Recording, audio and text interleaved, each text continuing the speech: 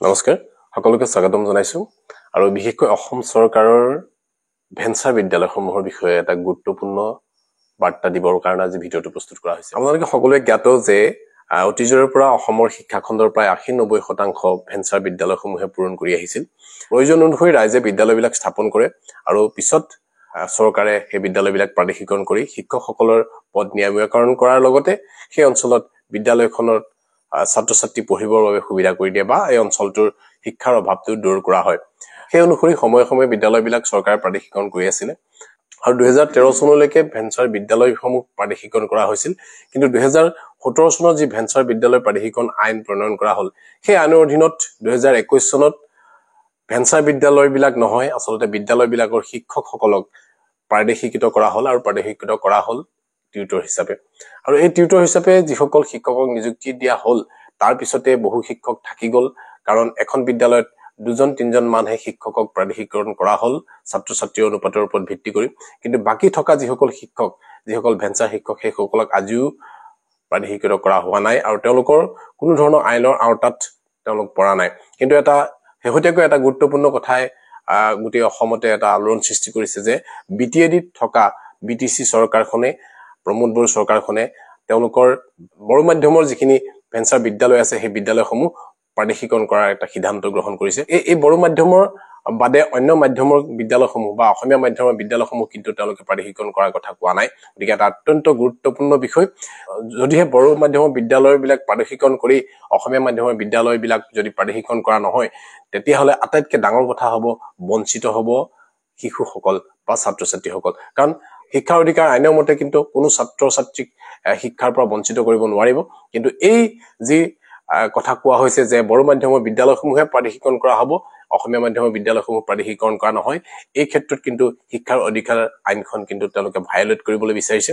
গতিকে বড়ো মাধ্যমৰ বিদ্যালয়ৰ লগতে অসমীয়া মাধ্যমৰ বিদ্যালয়খিনিও সম্পূৰ্ণৰূপে প্ৰাদেশিকৰণ কৰিবৰ বাবে ABMCয়ে এক প্ৰতিবাদী কাৰ্যসূচী গ্ৰহণ কৰিছে। সংবাদমেল যোগে তেওঁলোকে ব্যক্ত কৰিছে আৰু তেওঁলোকে আন্দোলনৰ কাৰ্যসূচী গ্ৰহণ কৰাৰ কথা ব্যক্ত কৰিছে। গতিকে ABMCয়ে কেনেধৰণে প্ৰতিবাদ সাব্যস্ত কৰিছে আৰু তেওঁলোকে কেনেধৰণে সংবাদমেল পাতি ইয়াৰ প্ৰতিবাদ কৰিছে, সেই বিষয়ে সবিশেষ জানিবৰ বাবে আপোনালোকক মই ভিডিঅ'টো আগবঢ়াইছো। গতিকে আপোনালোকে ভিডিঅ'টো চোৱাৰ লগতে যিসকল ভেঞ্চাৰ বিদ্যালয় কিন্তু অসমতো আছে, এই অসমত থকা ভেঞ্চাৰ বিদ্যালয়বিলাকৰ শিক্ষকসকলেও এই ক্ষেত্ৰত প্ৰয়োজন হলে আইনৰ কাষ চাপিবৰ বাবে মই অনুৰোধ জনাইছো। কাৰণ যদিহে BTCত যদি ভেঞ্চাৰ বিদ্যালয় প্ৰাদেশিকৰণ কৰিব পাৰে, তেন্তে অসমত বাকী অসমীয়া মাধ্যমৰ বিদ্যালয়সমূহ প্ৰাদেশিকৰণ কৰিব নোৱাৰা কোনো কথা থাকিব নোৱাৰে।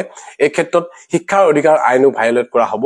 গতিকে আপোনালোকে ভেঞ্চাৰ বিদ্যালয়বিলাকৰ যিসকল শিক্ষক আছে সকলোৱে একগোট হৈ BTC চৰকাৰৰ যি নীতি, সেই নীতিৰ আধাৰত অসম চৰকাৰেও যাতে ভেঞ্চাৰ বিদ্যালয়ৰ হাজাৰ হাজাৰ শিক্ষক-শিক্ষয়িত্ৰী লগতে হাজাৰ হাজাৰ ছাত্ৰ-ছাত্ৰী উপকৃত হ'ব পৰাকৈ ভেঞ্চাৰ বিদ্যালয়বিলাক প্ৰাদেশিকৰণ কৰে, তাৰ বাবে হেঁচা প্ৰয়োগ কৰক। আৰু মই চৰকাৰকো অনুৰোধ জনাইছো, আপোনালোকে শেহতীয়াকৈ হ'লেও সম্পূৰ্ণৰূপে ভেঞ্চাৰ বিদ্যালয়ৰ যি সমস্যা সমাধান কৰিম বুলি আপোনালোকে কৈছে। পৰৱৰ্তী সময়ত যিসকল ভেঞ্চাৰ বিদ্যালয়ৰ শিক্ষক থাকি গৈছে তেওঁলোকক প্ৰাদেশিকৰণ কৰাৰ লগতে সেই যি ছাত্ৰ-ছাত্ৰীসকলক লৈ মুষ্টিময় কেইখনমান ভেঞ্চাৰ স্কুল আছে সেই বিদ্যালয়বিলাকো প্ৰাদেশিকৰণ কৰাৰ কাৰণে পদক্ষেপ গ্ৰহণ কৰক। আহকচোন আপোনালোকে BTCত যি ABMCয়ে প্ৰতিবাদী কাৰ্যসূচী ল'লে আৰু সংবাদমেল সম্বোধন কৰি কি কথা ক'লে সেই কথাখিনি সবিশেষ জানি লওক আৰু আপোনালোকেও প্ৰত্যেকেই কঁকালত টঙালি বান্ধি কিন্তু শিক্ষকসকলৰ হকে মাত মাতিবৰ বাবে আপোনালোকে চেষ্টা কৰক। আৰু মই আশা ৰাখিছো চৰকাৰে এই ক্ষেত্ৰত মান্তি হ'ব আৰু পৰৱৰ্তী সময়ত ভেঞ্চাৰ বিদ্যালয়ৰ শিক্ষকসকল আৰু এই কণ ছাত্ৰ-ছাত্ৰীসকল শিক্ষাৰ অধিকাৰ আইনৰ অধীনত তেওঁলোকক প্ৰাদেশিকৰণ কৰিবলৈ 2020 চনৰ 27 জানুৱাৰী তাৰিখে স্বাক্ষৰিত হোৱা BTR চুক্তিৰ 6.3 দফাত স্পষ্টভাৱে উল্লেখ আছিল যে government of Assam will initiate measures to provincialise schools and colleges established in BTAD। অৰ্থাৎ BTR চুক্তিৰ 6.3 দফাত স্পষ্টভাৱে উল্লেখ কৰা আছে যে BTAD অঞ্চলৰ যিসমূহ অপ্ৰাদেশিকৃত বিদ্যালয় আছে, সেয়া যি মাধ্যমৰে নহওক কিয় প্ৰতিখন বিদ্যালয় আৰু মহাবিদ্যালয় প্ৰাদেশিকৰণৰ ব্যৱস্থা কৰা হ'ব।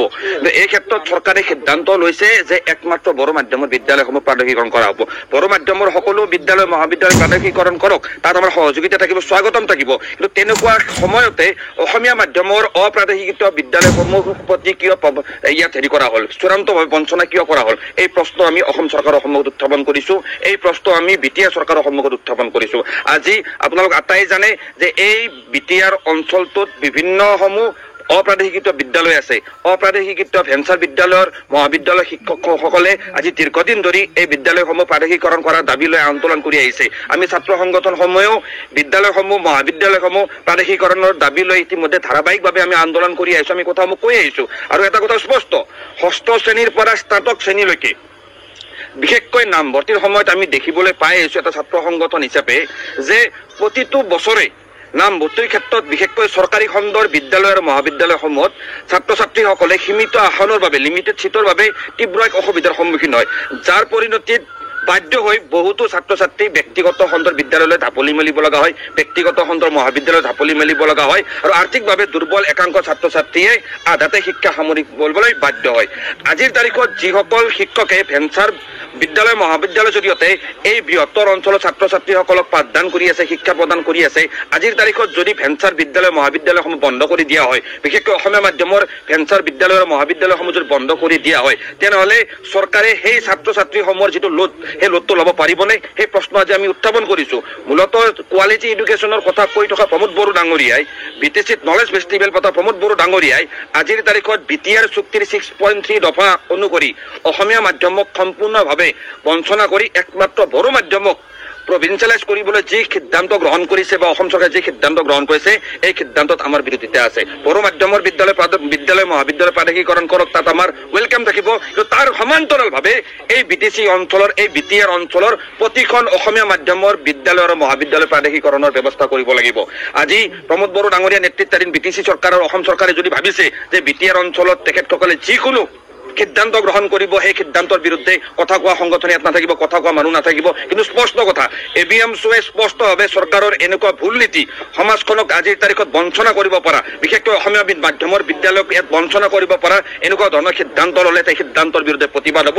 আমি ABMSOৱে স্পষ্টকৈ কৈছোঁ, চৰকাৰে বড়ো মাধ্যমৰ সমান্তৰালভাৱে অসমীয়া মাধ্যমৰ বিদ্যালয় আৰু মহাবিদ্যালয়সমূহ BTR চুক্তিৰ 6.3 দফা অনুসৰি শীঘ্ৰে প্ৰাদেশিকৰণৰ ব্যৱস্থা কৰক, ABMSOৱে স্পষ্টভাৱে দাবী জনাইছোঁ। অন্যথা ABMSOৱে আগন্তুক দিনত ৰাজপথত এই অঞ্চলৰ বিভিন্ন দল সংগঠনৰ সহযোগত, ৰাইজৰ সহযোগত অসমীয়া মাধ্যমৰ বিদ্যালয়সমূহ প্ৰাদেশিকৰণৰ দাবী লৈ আমি